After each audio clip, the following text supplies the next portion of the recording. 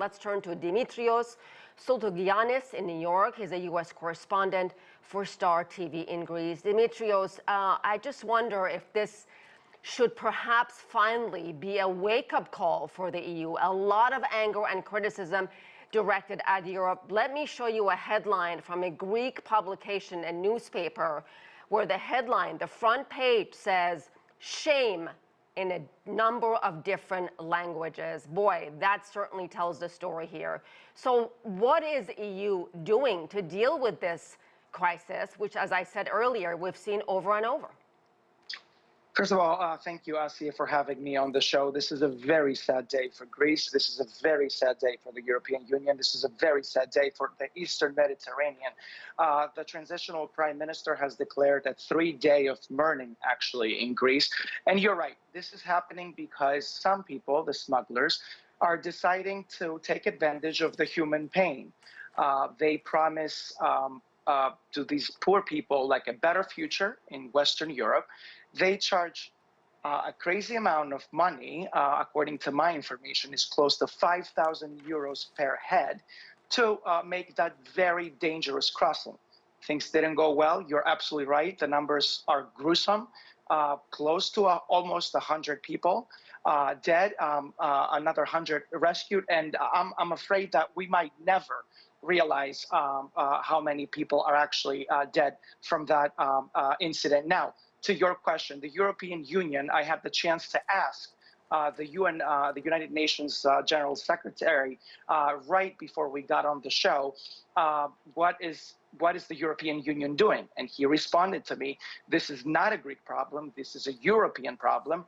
The EU needs in solidarity to make very important decisions so we won't see this ever again. So here's my question to you, Dimitrios. What exactly is the EU policy?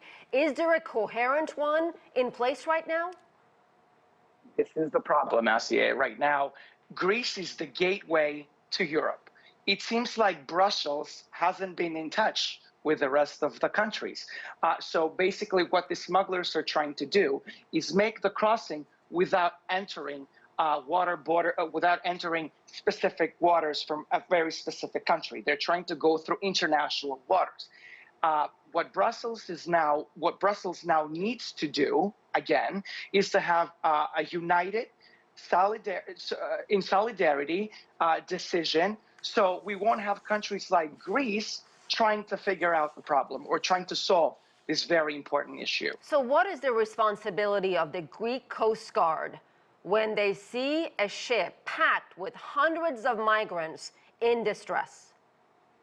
And this is a very good question. Obviously, the minute this is happening off the coast of Greece, the Greek army, the Greek Navy has to respond. And I have to tell you, we're seeing pictures from Kalamata, Greece, today and yesterday, all these rescuers putting a very huge effort in trying to save lives, trying to rescue people off the water. So the minute they're off your coast, you have to take them in.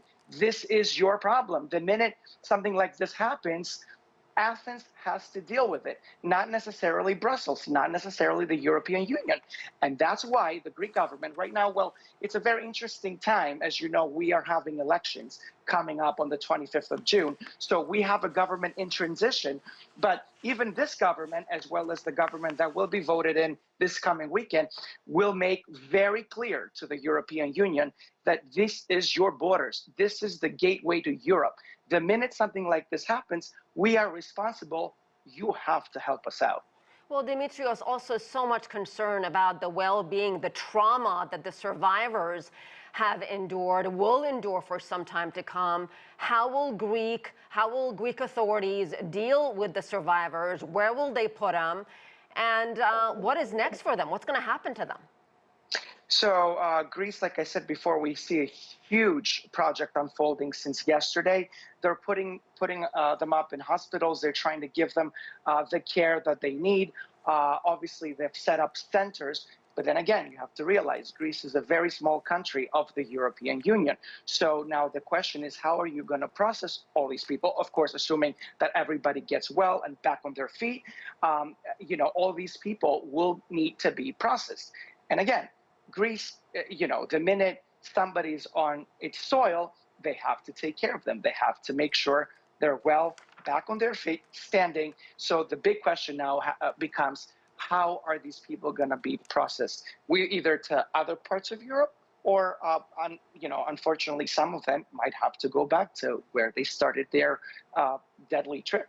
Yeah, and these are just numbers. These are people with families, people who love them, names, And the story, children. and the children as well.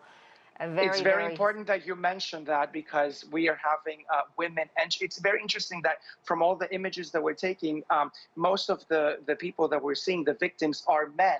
So there are fears that women and children were in the holds of that ship. So again, the numbers might be gruesome, and the numbers might be, way bigger than what we think they are right now.